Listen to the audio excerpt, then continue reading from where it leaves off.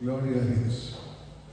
Vamos entonces a continuar con el libro de Colosenses, capítulo 3, y vamos a ir hasta el final de este capítulo 3, versículos 22 al 25, y el primer versículo del capítulo 4 de Colosenses. Amén. Vamos a declararlos. Están ahí los versículos en pantalla. Pero les animo a que juntos lancemos esta palabra. Dice así, y lo leemos en el nombre del Padre, del Hijo y del Espíritu Santo. Versículo 22. Siervos, obedeced en todo a vuestros amos terrenales, no sirviendo al ojo como los que quieren agradar a los hombres, sino con corazón sincero, temiendo a Dios. Y todo lo que hagáis, hacedlo de corazón, como para el Señor y no para los hombres, sabiendo que del Señor recibiréis la recompensa de la herencia, porque a Cristo el Señor servís. Mas el que hace injusticia recibirá la injusticia que hiciere, porque no hay acepción de personas. Amos, haced lo que es justo y recto con vuestros siervos, sabiendo que también vosotros tenéis un amo en los cielos. Sabemos que la palabra del Señor tiene poder en sí misma y nos está hablando, ¿no?, de este nuevo pacto que el Señor hace. Porque, como hemos visto, el Señor ya ha puesto la palabra en nuestro corazón. La palabra de Dios está en cada uno de nosotros. Y como hemos mencionado, toda doctrina determina una conducta. Hay una doctrina, hay algo que opera, ¿no?, la cual se ve en la conducta, se ve en nuestra manera de actuar, en nuestra forma de conducirnos, en la manera en que tratamos a otros. Por eso hemos visto la semana pasada cómo Pablo habla a las casadas, a los esposos, a las casadas, ¿no?, a los hijos y a los siervos. Pero sigue hablándonos el Señor, porque la doctrina del reino de Dios abarca todas las áreas de la vida, ¿no? Y encontramos que el Señor nos dice hacedlo de corazón. Entonces, ¿qué es hacerlo de corazón? En Romanos 8, ustedes lo tienen ahí en pantalla, Romanos 8:37, dice: antes, en todas estas cosas, somos más que vencedores por medio de aquel que nos amó. Entonces, esto nos está dando una identidad muy clara, una identidad muy concreta, ¿no? Que el Señor ya hizo que nosotros seamos más que vencedores, ¿no? Y vamos a ver en el final de hoy una historia, la historia de José, un hombre que por más que pasó por mucha adversidad, se vio la gloria de Dios en su vida. Y esto es lo que el Señor afirma que nosotros somos. No es que tenemos que alcanzar ser vencedores, ya somos más que vencedores. Y el Señor quiere que en el lugar donde nosotros estamos todos nos vaya bien. Entonces, entender lo que ahora nosotros somos es para bien en nuestra vida. Pero, claro, acá nos habla la palabra: y todo lo que hagáis, hacedlo de corazón. Entonces, tenemos que entender cómo opera el corazón del hombre y a qué corazón se refiere la palabra. Porque hemos visto, ¿no?, cómo el pueblo de Israel, por causa de su corazón, por causa de su mal actuar, por causa de no creer a lo que Dios ya había determinado, fue llevado cautivo a Babilonia, ¿no? Estuvo en cautividad por causa del pecado. Y todo lo que el Señor retrasó en el operar del pueblo de Israel. Ahora, entender esto, que conforme al nuevo corazón mora el Espíritu de Dios. Entonces, la palabra es muy clara ¿no? Él cambió el corazón de piedra y puso un nuevo corazón. Y fíjense ahí en Ezequiel 36, 26, ¿qué es lo que dice? Es la promesa, os daré un nuevo corazón. Claro, ya lo tenemos. Un corazón nuevo y pondré espíritu nuevo dentro de vosotros. Y fíjense lo que dice Ezequiel, y quitaré de vuestra carne el corazón de piedra y os daré un corazón de carne. Entonces, esto es muy importante, entender cómo Dios opera en nuestras vidas, ¿no? La palabra afirma que ya Él quitó el corazón de piedra. Él lo quitó, ¿no? Y por eso ustedes tienen ahí, ¿qué es un corazón de piedra? Es un corazón rebelde, un corazón soberbio, egoísta, cruel y con malas obras. Él sacó. O sea que si sacamos algo que es malo, ¿no? Me viene el ejemplo de un cajón de manzana, ¿no? Donde hay alguna que está podrida. ¿Qué pasa? Comienza a contaminar las que están alrededor.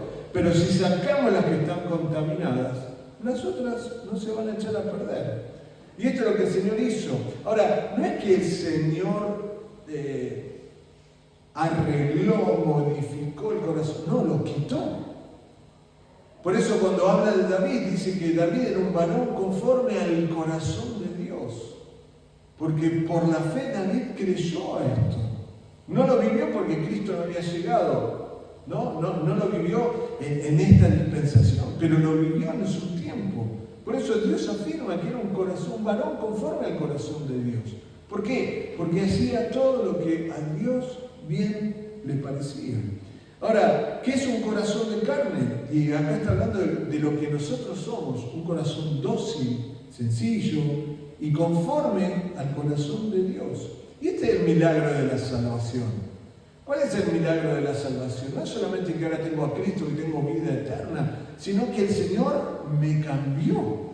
El Señor me transformó, ¿no? Me transformó y cambió lo que era en una nueva persona, en un nuevo hombre. Entonces no importa, ¿no?, lo que habíamos vivido hoy. En la mañana les grabé un video a mis hijos, ¿no?, recordándoles cómo había sido mi conversión, lo que había sido antes, pero lo que ahora soy en Cristo. ¿Por qué?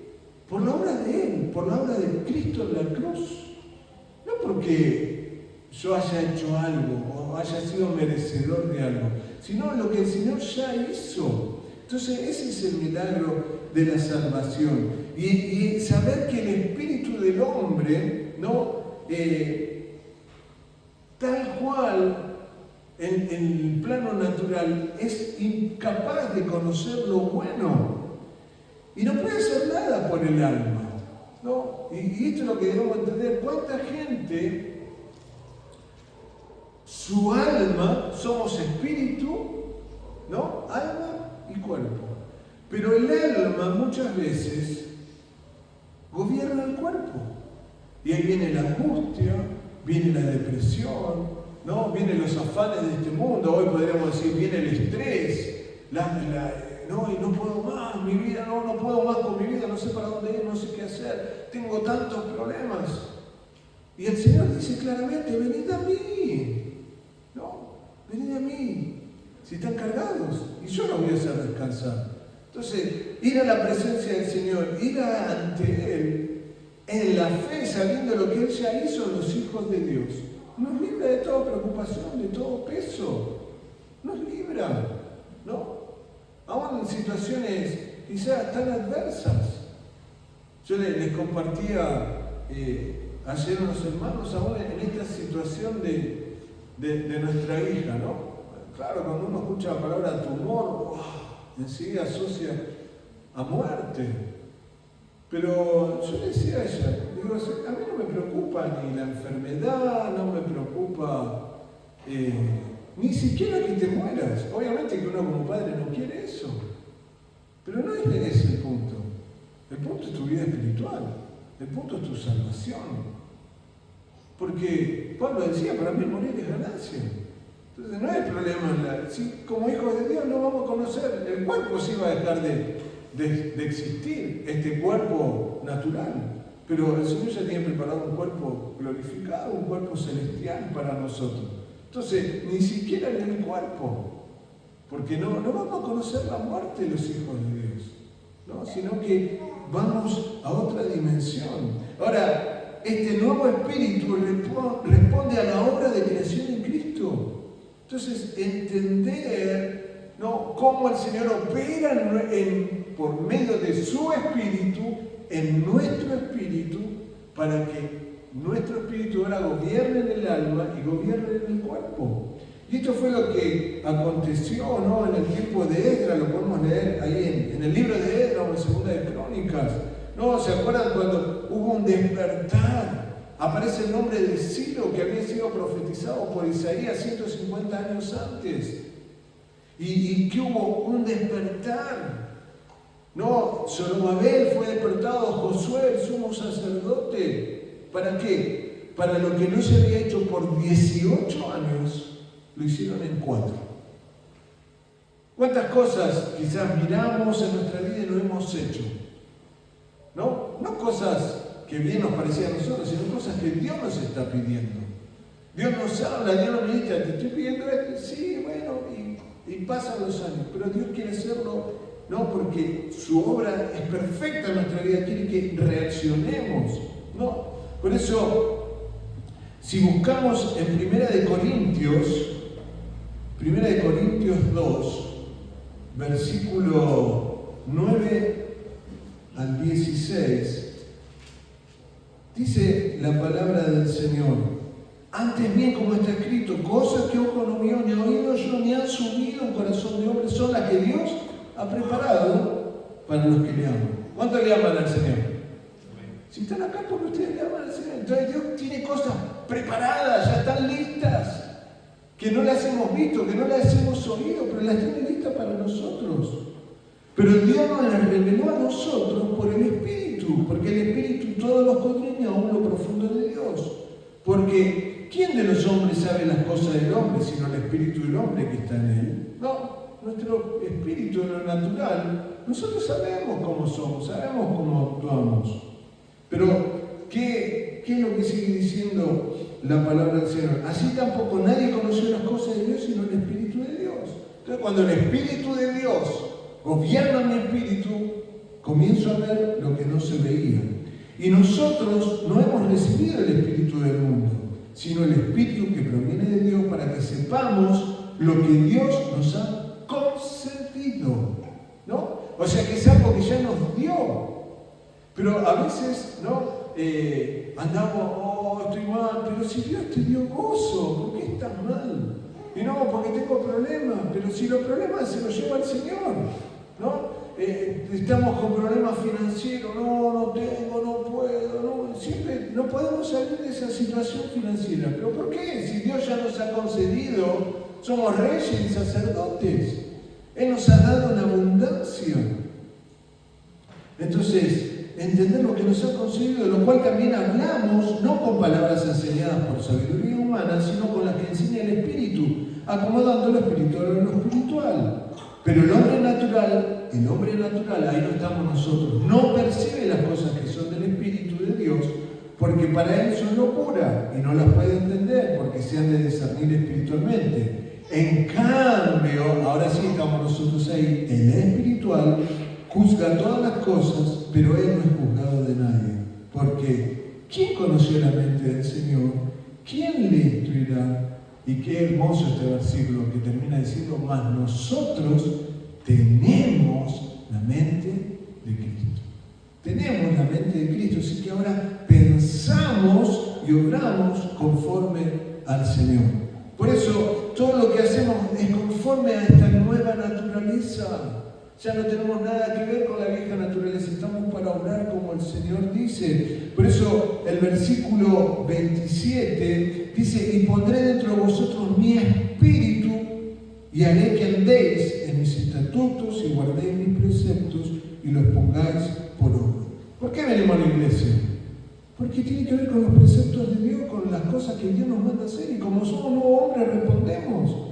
Venimos a la iglesia, declaramos la palabra, leemos la palabra, cantamos la palabra.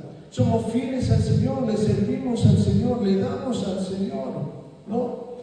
Ahora, la palabra nos habla de estatutos. ¿Y qué son los estatutos? Son reglamentos, ordenanzas o conjuntos de normas legales por los que se regula el funcionamiento de una corporación o asociación. Ahora, nosotros obedecemos a los estatutos de Dios y los preceptos son orden o mandato establecido por una autoridad.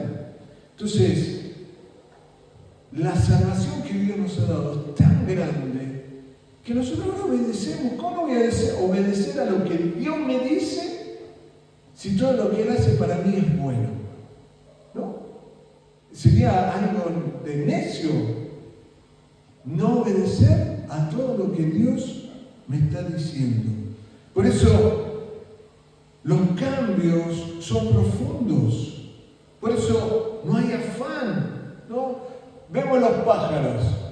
Recién salí ahí en el patio, había 2 pajaritos. No estaban afanados, no estaban angustiados. ¿Y qué iremos?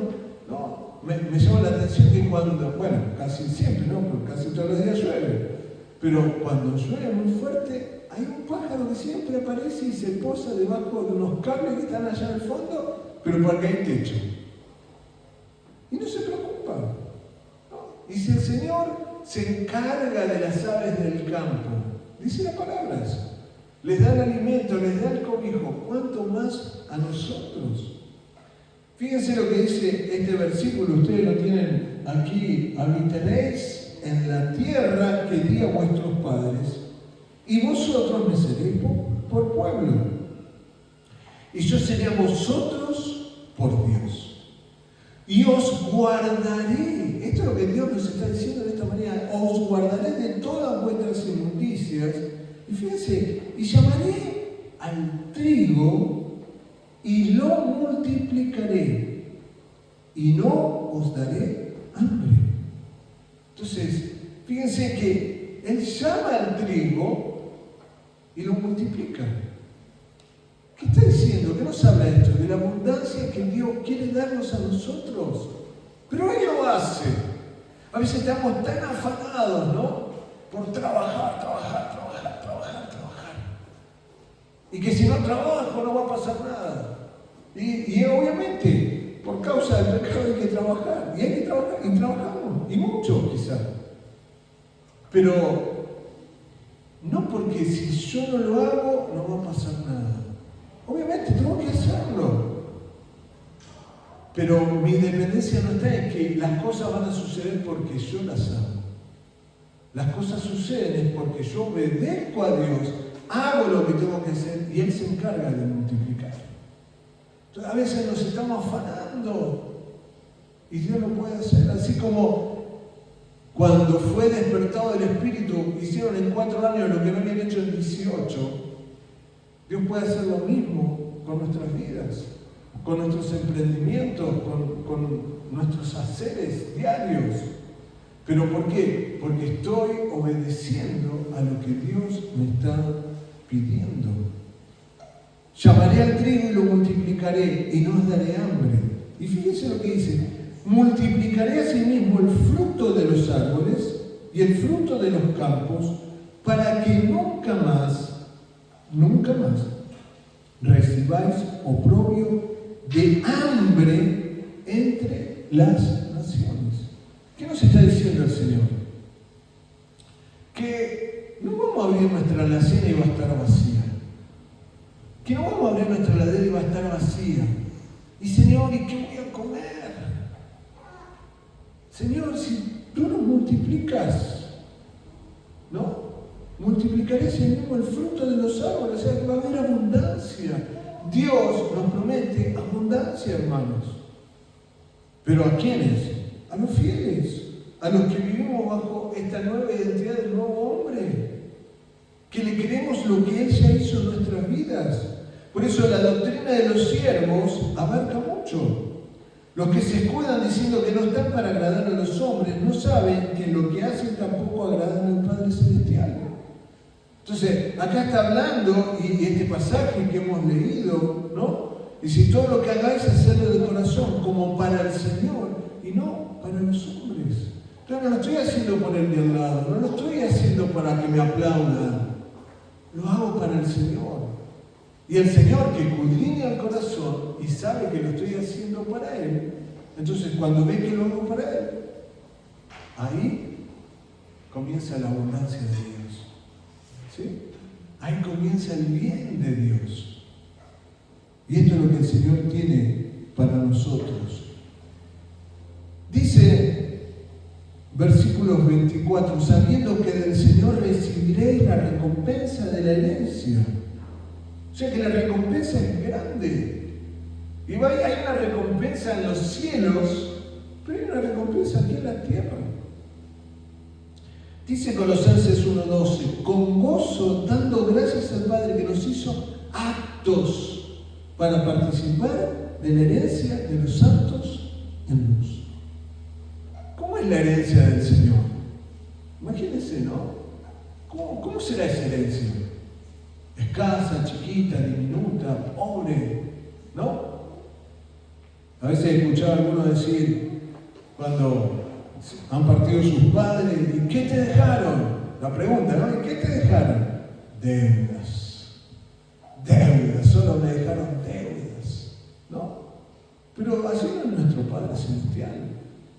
Y Él quiere que nosotros vivamos esta recompensa aquí. Entonces, no estamos para ser espectadores, para ver de lejos, sabiendo que del Señor recibiré la recompensa, porque a Cristo el Señor servís. Entonces no estamos para ser espectadores, ¿no?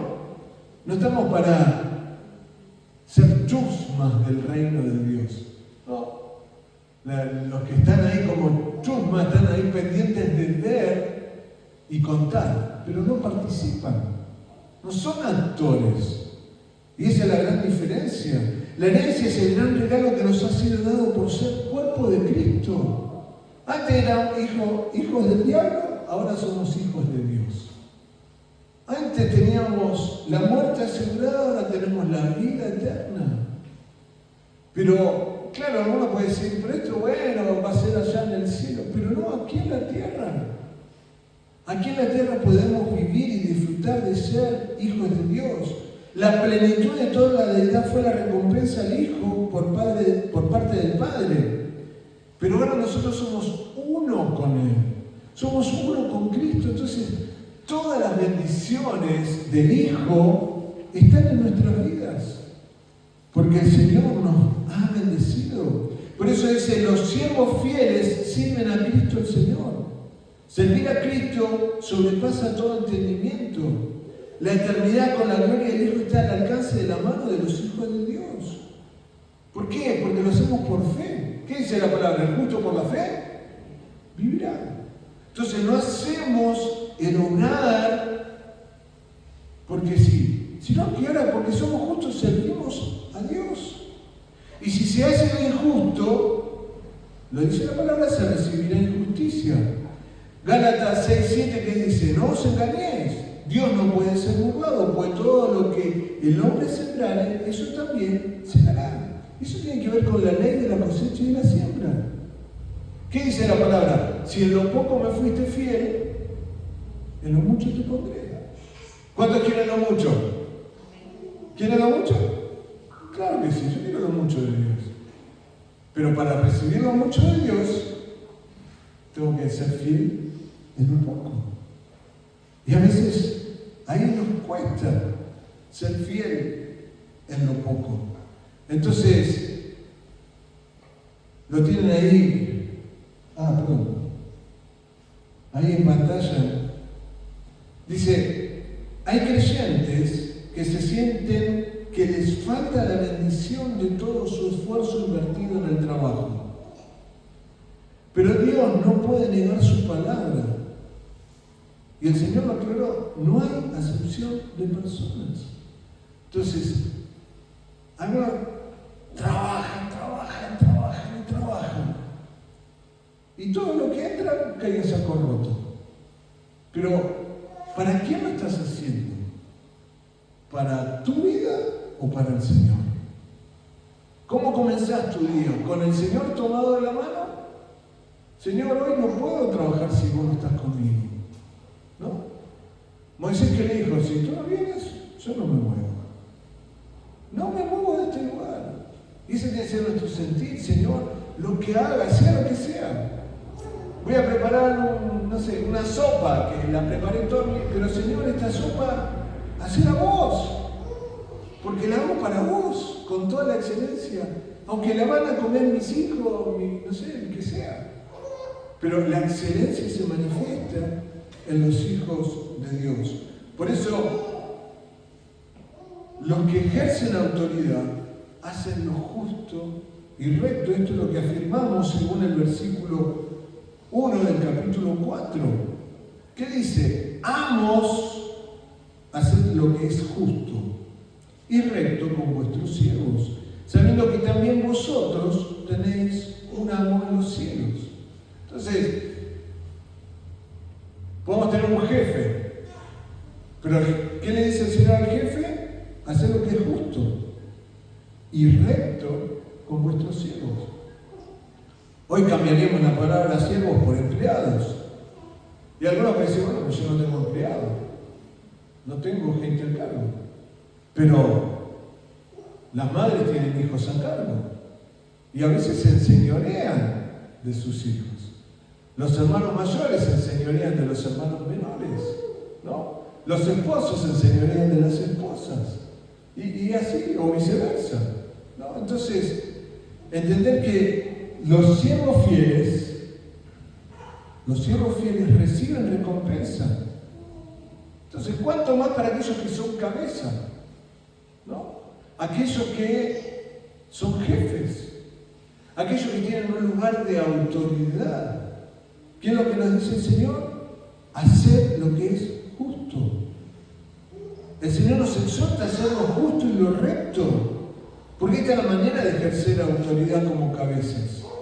Entonces, fíjense, ahí en Romanos 14, 23 dice, pero el que duda sobre lo que come es condenado. ¿Vean eso? El que duda, ay, pero si me hará mal si como esto. ¿Dijeron eso alguna vez? ¿Me hará mal si como esto? Ay, pero ¿deberé comer esto? No, porque si lo como, está dudando. ¿Y qué es lo que dice la palabra? Pero el que duda sobre lo que come es condenado, porque no lo hace con fe. No lo hace con fe. Y todo lo que no proviene de fe es pecado. ¿No? A veces decimos, ¿no? Bueno, hagamos esto por las dudas. ¿No? Cerremos la ventana por las dudas. Y si es duda, no es de fe. Y si es fe, no es de fe. Es pecado, dice la palabra. Entonces, debemos entender que la prosperidad de las empresas o negocios dependen de la fe. ¿No? Dependen de la fe, exclusivamente. ¿Y qué es la fe? La certeza de lo que se cree, la convicción de lo que no se ve. Entonces, hay proyecciones, uno tiene planes, los pone delante de Dios, Dios los bendice, si son de Él. Pero que eso vaya a dar fruto en abundancia, que es lo que nos dice la palabra, depende de la fe, de que esté creyendo. No depende de las estrategias humanas, no depende de mi intelecto, no depende de que me pase 24 horas al día trabajando. No depende de eso, depende de la fe. Entonces, hay una historia, como les decía al principio, la historia de José revela la doctrina del reino. ¿Recuerdan que José, no, su padre, cómo se llamaba? ¿Se acuerdan? José. No, José, el papá de José, ¿cómo se llamaba? Jacob, ¿sí? Jacob tuvo 12 hijos. Tuvo 10 primero, nació José y después nació el último que fue Benjamín. Ahora, ¿qué pasaba? José, el hijo de Jacob, lo vendieron. ¿Por qué? Porque Jacob le había regalado una túnica de colores a José. Y José había tenido sueños y él los compartía con los hermanos y él se veía como, siendo el menor, se veía por encima de sus hermanos. Y esto generó envidia, generó celos Entonces los hermanos lo tiraron a un pozo primero, después dijeron, no, vamos a sacarlo, y pasaron ahí unos mercaderes, ¿no? Y eran unos ismaelitas, el hijo de la esclava. ¿Se acuerdan que hemos hablado de esto? Qué casualidad, ¿no? Pero José era bisnieto de Abraham. Y las promesas, como fueron sobre José, son las mismas promesas que recibió Abraham, son las mismas promesas que tenemos nosotros como hijos de Dios. Claro, no sé qué parentesco tendremos con Abraham, pero por la fe recibimos esas promesas. Y eran todas promesas de abundancia. Y allá fue vendido José a Potifar. ¿Pero qué hizo José? Todo lo que hacía prosperaba. Y esta es nuestra identidad. José lo creyó. Creyó las bendiciones que Dios había dado a Abraham, que había dado a Isaac. Las creyó ahora a Jacob. Las creyó y las vivió. Fíjense que ahí en Génesis 39 dice, llevado pues José a Egipto, Potifar, oficial de Faraón, capitán de la guardia, varón egipcio, lo compró de los ismaelitas que lo habían llevado allá. Mas Jehová estaba con José y fue varón próspero. Y ahí podríamos hablar de cualquiera de nosotros. Mas Jehová está con Alejandro. Y todo lo que él hacía, no, él era varón próspero. Y si seguimos leyendo, y estaba en la casa de su amo el egipcio, y vio su amo que Jehová estaba con él. ¿No? Y podemos decir ahí, y todo lo que Nelson hacía, prosperaba en sus manos. Jehová lo hacía prosperar en sus manos. Entonces, entender esto, esta es nuestra identidad. Esto es lo que el Señor nos dice. Lidia, sos próspera, ¿no? Ahora sos próspera, Andy, sos próspera.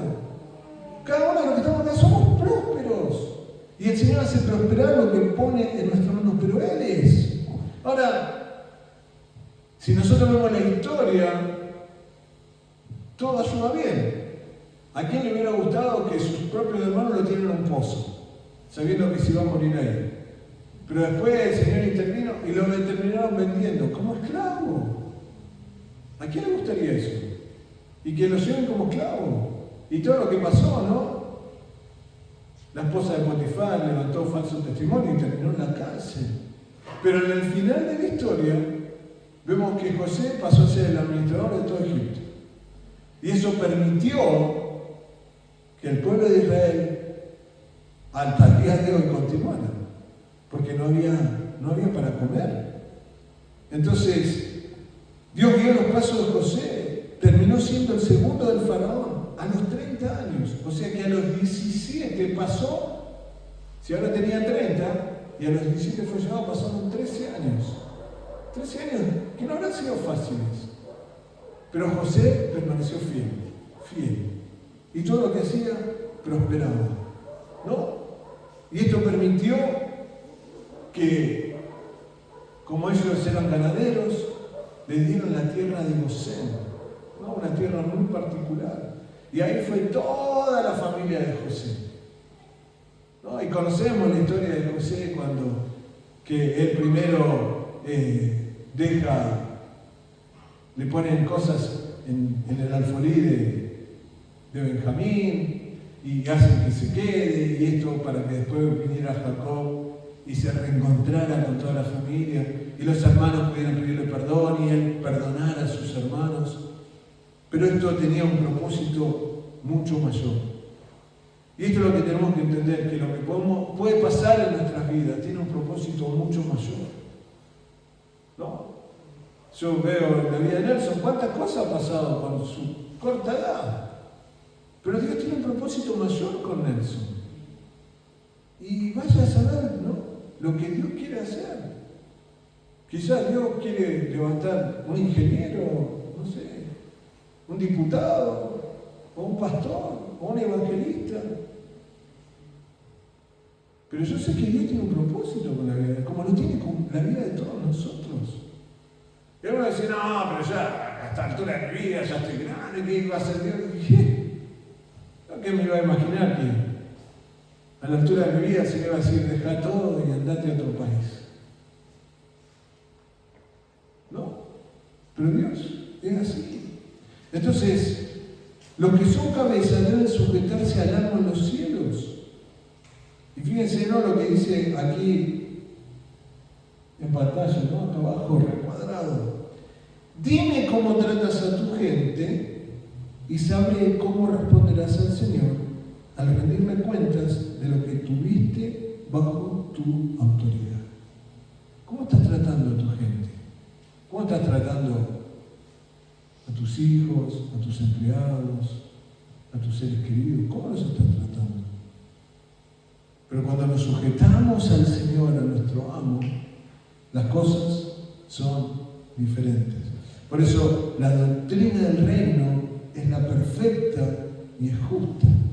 Entonces, hermanos, Dios quiere que nos alineemos a sus propósitos.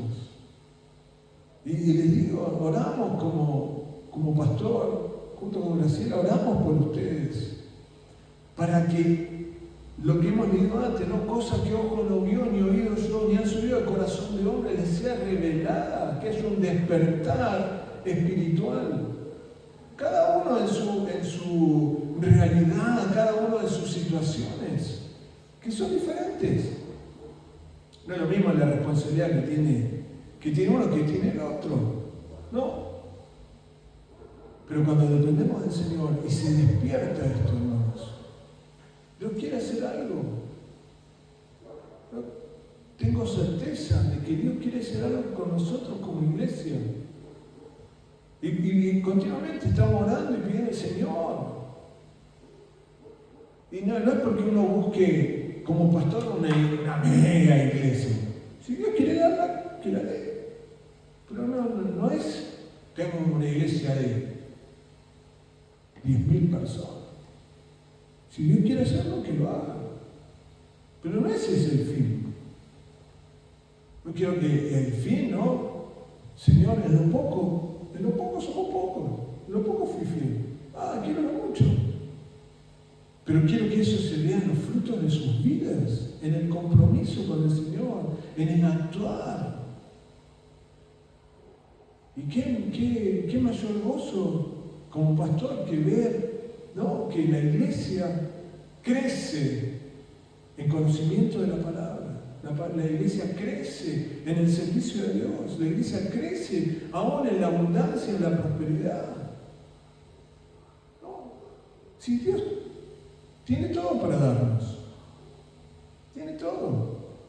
Venga, pastor, me puede comprar una bicicleta, me puede comprar una moto, me puede comprar un auto, puede cambiar el auto. El Señor me proveyó una casa. Sí, Dios lo puede hacer. Dios lo tiene todo. Pero el punto es cómo estamos jugando nosotros con el Señor. Por eso, yo quiero que aquí hay una oración y quiero que se pongan de pie y que la declaremos, que esta sea nuestra declaración de fe de hoy. Porque el Señor ya lo hizo, ya nos dio un nuevo corazón. Él quitó el corazón de piedra y puso un corazón de carne. ¿Amén? ¿Lo declaramos juntos? ¿Amén? Gracias, Señor Jesús. Me diste un nuevo corazón y pusiste un nuevo espíritu en él. Soy testigo del único y verdadero Dios. Conozco y creo y entiendo que tú eres el único que salva. Mi espíritu tiene revelación de lo que me preparaste, en comunión con los santos en luz. El Espíritu Santo me revela el misterio de Cristo en la iglesia. Sé lo que me concediste para sanidad de todo mi ser, espíritu, alma y cuerpo. Sana mi tierra y el lugar donde sirvo al Señor Jesucristo. Soy próspero y todo me sale bien. Tengo la mente de Cristo, en el nombre del Señor Jesús. Amén. Amén. Amén, Señor. Creemos a esta declaración. Padre, que todo lo que somos en ti, Señor, comience a verse, que los frutos se vean, que podamos darte cuenta, Señor, que vivimos bajo la sana doctrina del Hijo, que el Espíritu Santo, Señor, opera ahora en mi espíritu, porque tú ya lo has hecho, Dios. Que podamos esta semana experimentar esta palabra, Señor. Esta rema que viene a nuestras vidas en este tiempo tan especial es porque tú quieres que podamos experimentar tu abundancia, nuestra sujeción a ti, Señor, el obrar conforme a tu justicia, Dios, porque tú nos has hecho justos y ahora todo lo que hacemos, Señor, lo hacemos por fe, porque tú operas en nuestras vidas. Gracias, Señor. Bendícenos en el nombre de Cristo Jesús. Amén y amén. Gloria a Dios. ¿Pueden decir gloria a Dios?